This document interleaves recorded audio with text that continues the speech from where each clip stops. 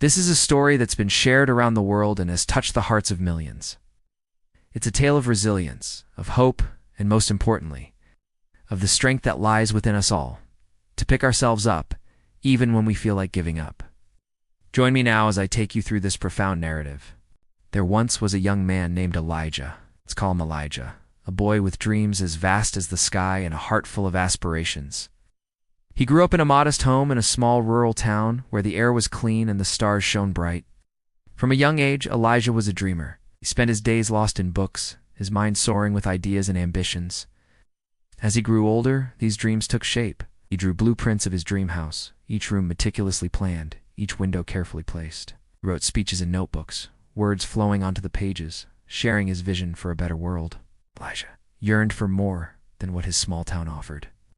He wanted to make a difference, to leave his mark on the world. At 21, his resolve hardened into steel. He decided to chase his dreams in the city. With bags packed and heart full of hope, he embarked on his journey, leaving behind the familiar fields for the bustling city streets. In the city, Elijah enrolled in an esteemed architecture program. There, amidst the towering skyscrapers and neon lights, his spirit shone brightly, eager to learn and grow. But as months passed, reality began to creep in. His savings dwindled, his scholarship lost due to a family emergency, and the weight of his responsibilities pressed down on him. Job opportunities were scarce. Ad's initial enthusiasm, dampened by rejections and his friends, initially supportive, gradually drifted away, each absorbed in their own city lives. Feeling isolated and overwhelmed, Elijah found himself at a breaking point. With limited resources and mounting pressure, he took a leap of faith, starting his own small design firm. But fate dealt a harsh blow. Potential clients vanished, appointments were canceled, and the dream he had nurtured so carefully began to crumble. The rent piled up. His landlord, a stern woman with a no-nonsense attitude, stood at his door, her words echoing the harsh reality. "You're late. If you don't pay up soon, I'll start eviction proceedings." Fear gnawed at him. Sleep became a luxury he couldn't afford, each night tossing and turning, anxiety twisting in his gut. Then came the panic attacks, sudden and intense, squeezing the breath from his lungs, leaving him weak and drained. In the quiet solitude of his run-down apartment, the silence roared, amplifying his failures, his fears and his fading hopes. Elijah felt utterly defeated. Then one morning, unable to bear the torment any longer, he collapsed at the foot of his bed, whispering in defeat, "I give up." Now, let's rewind a bit. Let's go back to the start. Imagine the small town where Elijah grew up, a place filled with friendly faces and warm smiles, yet overshadowed by a somber event. The loss of Elijah's mother when he was just 16, his father, a stoic man with a quiet strength, tried his best, but the void left by his wife was impossible to fill. Young Elijah poured his heart into his studies, finding solace in books and nurturing a deep bond with his little sister Maya. She was his sunshine, always cheerful, always there with a hug or a joke to lighten the mood. Years passed. Elijah excelled in school, winning accolades for his artwork and impressing teachers with his architectural designs. But beneath the surface, the pain of losing his mother lingered. Now, let's return to the present. In the depths of his despair, Elijah didn't even realize how long he'd been lying there. Days, maybe weeks. He no longer knew. Hunger gnawed at his stomach, but he didn't care. Thirst parched his throat, but he didn't notice. He existed in a bubble of hopelessness. Slowly, ever so slowly, he began to stir. His eyelids fluttered, revealing eyes dull with despair. He attempted to sit up, but his body protested, weak and unused muscles rebelling. With a grunt, he managed to pull himself upright, his gaze landing on a box tucked under his desk. It was filled with keepsakes from his childhood, items he hadn't looked at in years.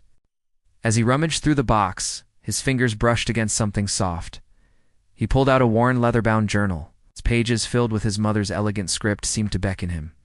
He flipped it open, and his mother's words, penned just weeks before she passed, greeted him. "My darling Elijah, don't give up. Your future is still unfolding." Tears welled up in his eyes. In that moment, he wasn't just reading words. He was connecting to his mother, feeling her love and support enveloping him. That day, a shift occurred within Elijah. Though he still felt the weight of his struggles, a tiny ember of determination flickered to life within him. He stumbled to the bathroom, splashed water on his face, and stared back, vowing to himself, "I won't let you down, Mom." Next morning, Elijah awoke with the faintest glimmer of purpose. He didn't have a plan, no clear path forward, but he did have that spark. And with it, he dragged himself out of bed. Outside, the sky was overcast, mirroring the turmoil in his soul. But Elijah, fueled by a mix of grief and newfound resolve, began to walk. He didn't know where he was going, but he kept moving. His steps were hesitant at first, like a newborn fawn testing its legs, yet steadier with each passing moment. He walked for hours, the rhythmic cadence gradually soothing the unrest within him. As he walked, he came across a park. Sinking onto a nearby bench, he noticed an elderly gentleman engrossed in a book. The man looked up, his eyes twinkling with kindness. "Nice day for a walk," the man remarked, his voice raspy with age. Elijah managed a weak smile, unable to articulate the whirlwind of emotions within him. The old man, sensing Elijah's turmoil, spoke again. "Sometimes you have to lose everything to find yourself." His words struck a chord, resonating with Elijah's current state. After a while, Elijah, feeling rejuvenated, continued his walk. As he turned toward home, he noticed a group of people jogging in the park. Their laughter echoed, their movements rhythmic and free. Something stirred within him, a desire to join them, to reclaim a part of himself that had been dormant for so long. From that day on, Elijah made it a habit to meet Henry, the old man from the park, every morning. They'd talk for hours over coffee, discussing everything and nothing, with Henry offering words of wisdom and encouragement. Elijah started jogging again. At first, it was just a few minutes, but he gradually increased the time.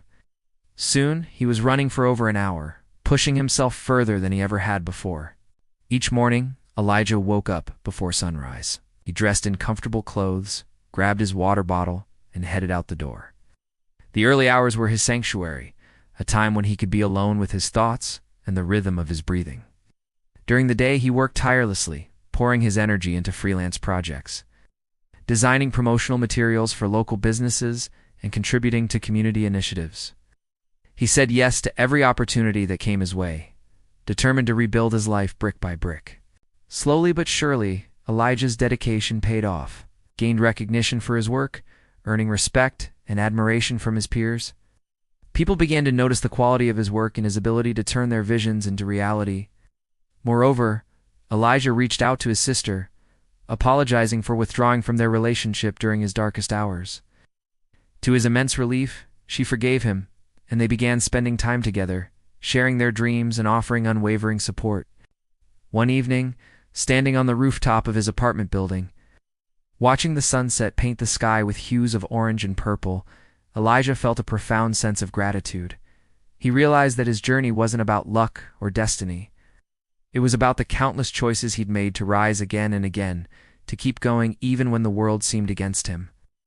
As the sun dipped below the horizon, casting long shadows around him, Elijah whispered, "Thank you for not quitting." In that moment, he understood that the secret to never giving up wasn't about superhuman willpower or extraordinary circumstances. It was about an indomitable spirit, a refusal to let life's challenges define you. It was about embracing the journey, the stumbles, the falls, and the scars, and using them as stepping stones to rise higher and stronger than ever before. It was about believing in yourself, even when others doubted you, about nurturing hope, even when it seemed like a distant star, about finding strength in the smallest victories, about cherishing resilience as your greatest virtue. And most importantly, it was about knowing that you weren't alone, that the memories of those who loved you, the dreams that kept you awake, and the courage that resided deep within your heart. So when life tests you, when it breaks you, remember this. Don't run from it. Walk through it. Stumble if you must. Crawl, cry, rest. But do not stop. Because the truth is, you were not born to give up. You were born to rise. And if you want to dive deeper into the transformative power of resilience, don't forget to check out our video on overcoming failure. See you there.